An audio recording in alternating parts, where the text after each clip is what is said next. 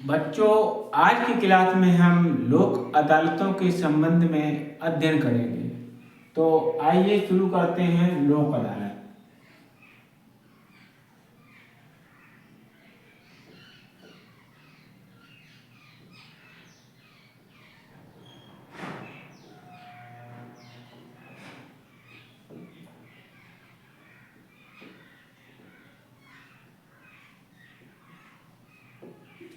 तो लोक अदालत का आशय, लोक का अर्थ जनता, अदालत का अर्थ न्यायालय। अदालत शब्द जो है अरबी भाषा का शब्द है, जिसका हिंदी अर्थ होता है न्यायालय। तो जनता के लिए जो न्यायालय हैं उनको हम लोक अदालत के नाम से जानते हैं। तो ये जो व्यवस्था है प्राचीन काल से भी चली आ रही है। तो आइए जो परीक्षा उपयोगी प्रश्न बनते हैं उन पर चर्चा करते हैं। तो सर्वप्रथम 1982 में लोक अदालत शिविर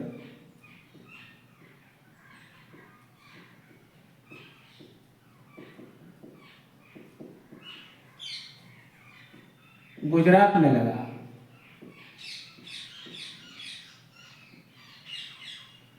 तो यहाँ से शुरुआत हुई कब? 1982 में। और इसी क्रम में 6 अक्टूबर 1985 को सर्वप्रथम लोक अदालत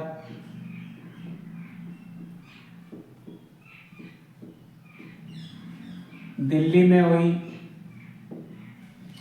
जिसकी अध्यक्षता जो है पीएन भगवती ने की।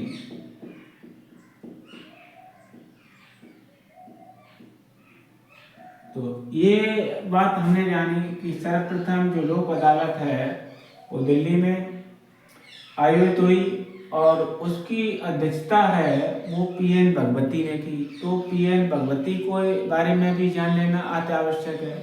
जो पीएन भगवती थे वो भारत के 17वें सीजेआई थे, चीफ जस्टिस ऑफ इंडिया। अब कभी कभार ये पूछ लेता है कि पीएन भगवती का पूरा नाम क्या था। तो पीएन भगवती का पूरा नाम प्रफुल्ल चंद्र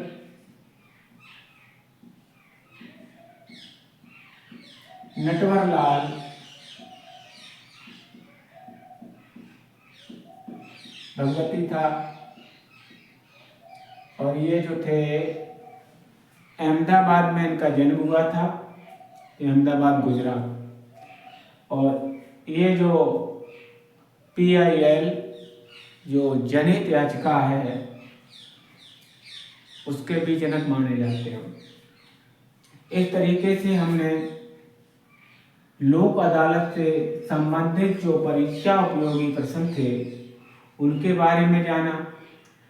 आप जानते हैं कि लोक अदालतें हैं कि वो किस प्रकार के विवादों को सुनती हैं। तो लोक अदालतों में जो विवाद होते हैं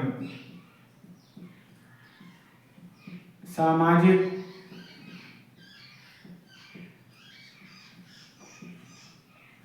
पारिवारिक,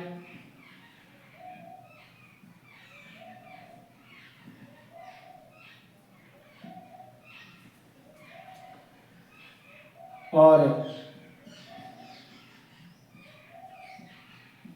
जन सेवाओं से संबंधित किसी भी प्रकार के जो हैं सिविल और आपराधिक मामले हैं उनकी जो सुनवाई है लोक अदालत में की जाती है। तो ऐसे मामले जो न्यायालय में कोर्ट में पेंडिंग में पड़े हुए हैं,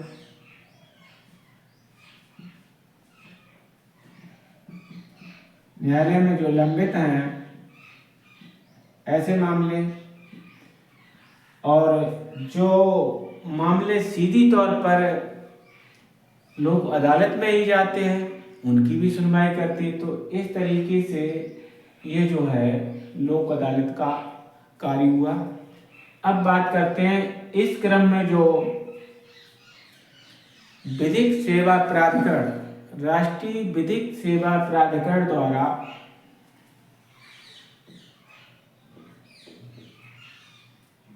राष्ट्रीय विधिक सेवा प्राधिकरण,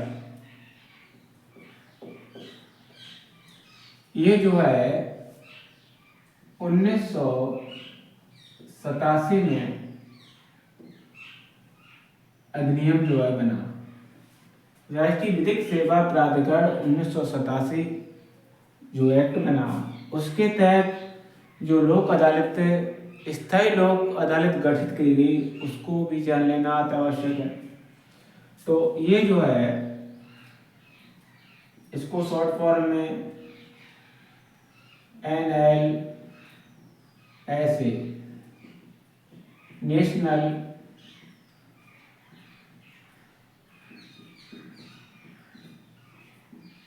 लीगल सर्विस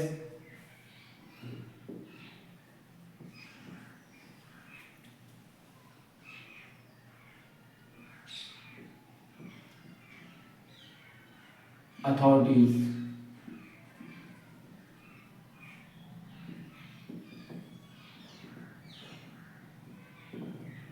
तो नेशनल लीगल सर्विस अथॉरिटीज, इसका फुल फॉर्म हो गया NLSA का। तो ये जो एक्ट बना 1987 में बना, इसके तहत जो लोक अदालत का गठन है वो किस तरीके से है। लोक अदालत जो है 3 सदस्यीय लोक अदालत गठित की जाएगी।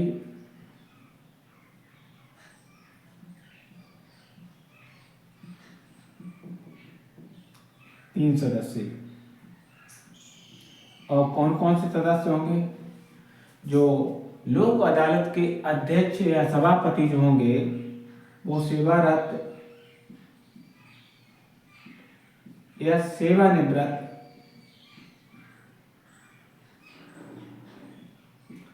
न्यायाधीश होंगे।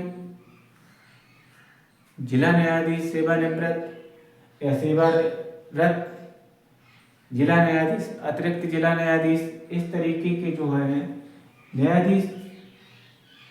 और दूसरे नंबर पर एक सामाजिक कार्यकर्ता होंगे,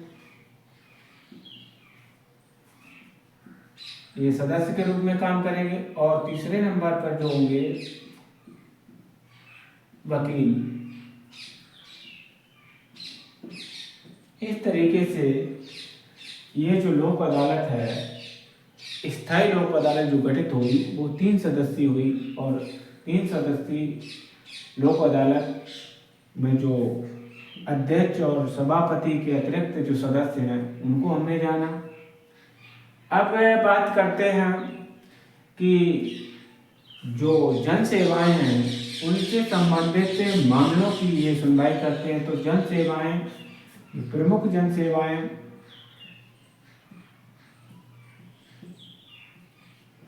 उन्हें भी जानते हैं, जैसे संचार सेवा,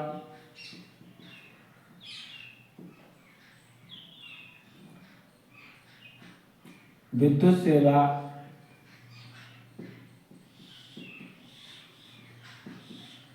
बीमा सेवा, परिवहन सेवा,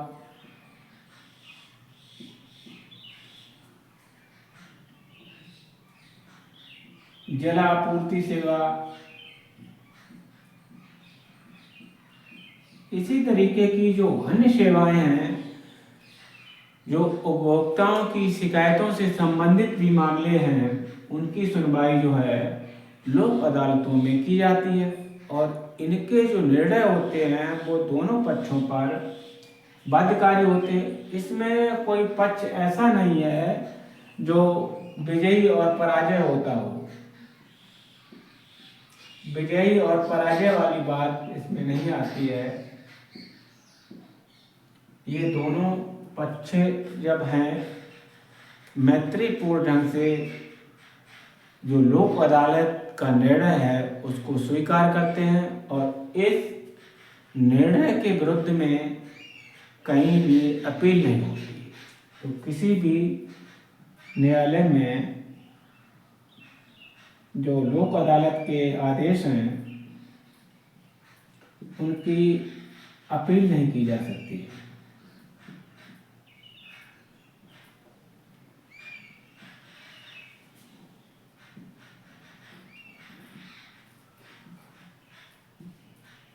किसी भी न्यायालय में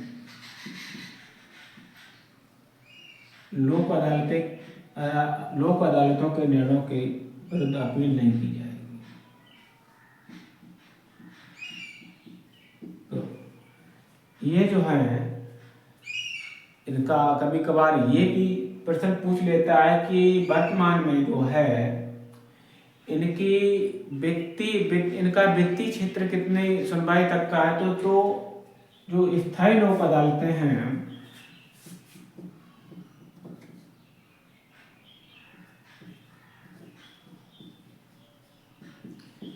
10 लाख रुपए तक के मूल्य की सुनवाई कर सकती हैं। ये जो 10 लाख की क्षमता है केंद्र सरकार इसको कम भी कर सकती है, ज़्यादा भी कर सकती है। तो इस तरीके से ये जो लोक अदालतें हैं जन सामान्य के लिए बहुत ही लाभकारी है, कम खर्चीली है।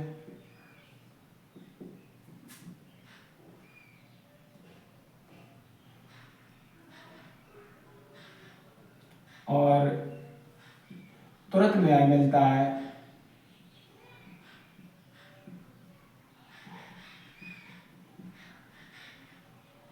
तो इस तरीके से जो प्रक्रिया है बहुत ही सरल है, किसी भी तरीके का शुल्क नहीं है। अगर शुल्क लिया भी जाता है तो जब आपका निर्णय होगा उस समय वो पूरा शुल्क वापस हो जाएगा। तो ये लोक अदालतें जो हैं बहुत ही जनमानस के लिए उपयोगी साबित हुई हैं। तो इनसे जो संबंधित प्रमुख तथ्य थे उनको हमने समझा। वीडियो आपको अच्छा लगे तो शेयर करना अपने दोस्तों के साथ और हमारे चैनल को सब्सक्राइब करना। जय हिंद, जय भारत।